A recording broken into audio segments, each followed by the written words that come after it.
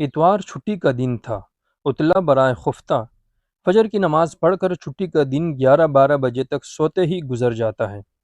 آج بھی حسب معمول دیر سے جاگا تو عالمی مجلس تحفظ ختم نبوت کراچی کے ہر دل عزیز شخصیت مولانا عبدالحی مطمئن صاحب کی کال آئی کہ ہم پروگرام کے سلسلے میں ہب چوکی جا رہے ہیں، اگر آپ فارغ ہیں تو ہمارے سفر کا حصہ بن جائیں، میں آپ کو تھوڑی دیر بعد پھر کال کرتا ہوں۔ انہوں نے کال کاٹی تو میں سوچنے لگا کہ کاروبار زندگی اور اس کی مصروفیات کہاں ختم ہونے والی ہے، اور ویسے بھی آپ کی زندگی کی سب سے بڑی خواہش بھی تو یہی ہے کہ رزق کی فراوانی ہو، دین اسلام کے لیے فرصت کے لمحات میسر ہوں۔ اپنی گاڑی میں مولانا عبدالحی مطمئن صاحب کی سرپرستی میں قریہ قریہ بستی بستی ختم نبوت کا ڈنکا بجایا جائے، خصوصاً خیبر پختونخوا کے علاقوں کا سفر کیا جائے، گویا آج دریا خود پیاسے کے پاس چل کر آ رہا تھا۔ زندگی کی ایک دیرینہ خواہش پورے ہونے کی گویا ابتدا ہونے جا رہی تھی۔ سارے کام وزیر داخلہ کے احکام ایک طرف کر کے مطمئن صاحب کو کال کی کہ آپ اس میں بامسمہ مطمئن ہو کر ہماری طرف تشریف لے آئے، مجھے ریسیو کر کے احسان کریں، جانے کے لیے بالکل تیار ہوں۔ کچھ ہی دیر بعد ہم براستہ منگو پیر، ہمدرد یونیورسٹی، نادرن بائی پاس، ساکران کی طرف رواں دواں تھے۔ راستے بھر مطمئن صاحب اور عالمی مجلس تحفظ ختم نبوت ضلع کیماڑی کے مبلغ ابھرتے ہوئے نوجوان خطیب مولانا عبداللہ صاحب کے ساتھ گپ شپ جاری رہیں۔ دونوں ساتھی ہی بڑے زندہ دل اور متواضع ہیں۔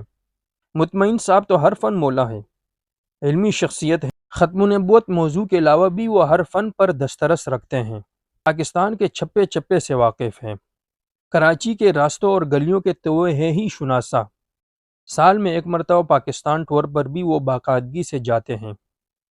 راستے میں وہ ہر مقام کے بارے میں ہمیں آگاہی بہم پہنچاتے رہے۔ ساکران کی جانب بڑھتے ہوئے ایسا محسوس ہو رہا تھا جیسے شہر کی الجھنیں اور شور ہماری پشت پر کہیں دور رہ گئے ہوں۔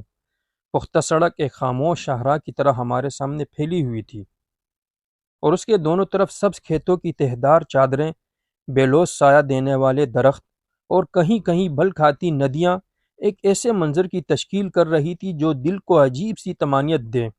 دور افق پر ڈوبتے سورج کی سنہری روشنی پورے ماحول پر ایک جادو سا بکھیر رہی تھی، گویا فطرت اپنی تمام تر رعنائیوں کے ساتھ ہمیں خوش آمدید کہہ رہی ہو۔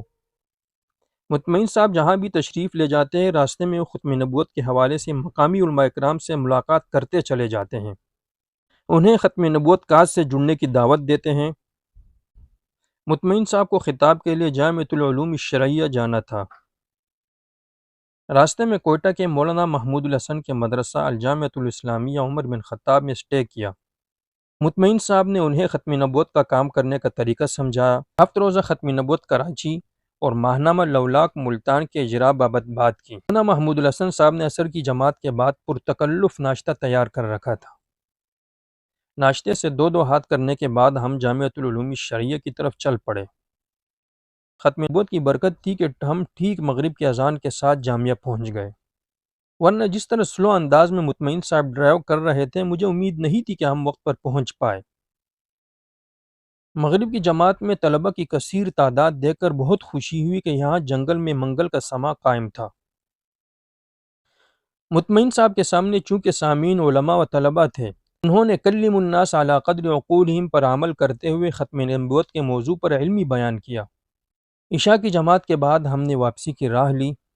گاڑی میں اب اس پر مشورہ شروع ہوا کہ کس راستے اپنی اپنی منزل کی طرف روانہ ہوا جائے، مجھے کہاں ڈراپ کر کے مرکز ختم نبوت کے لیے پابہ رکاب ہو۔ میں نے عرض کیا کہ کھانا کھائے بغیر آپ حضرات نہیں جا سکتے، راستے میں کسی اچھی جگہ کھانا کھائیں گے، نیت صاف منزل آسان۔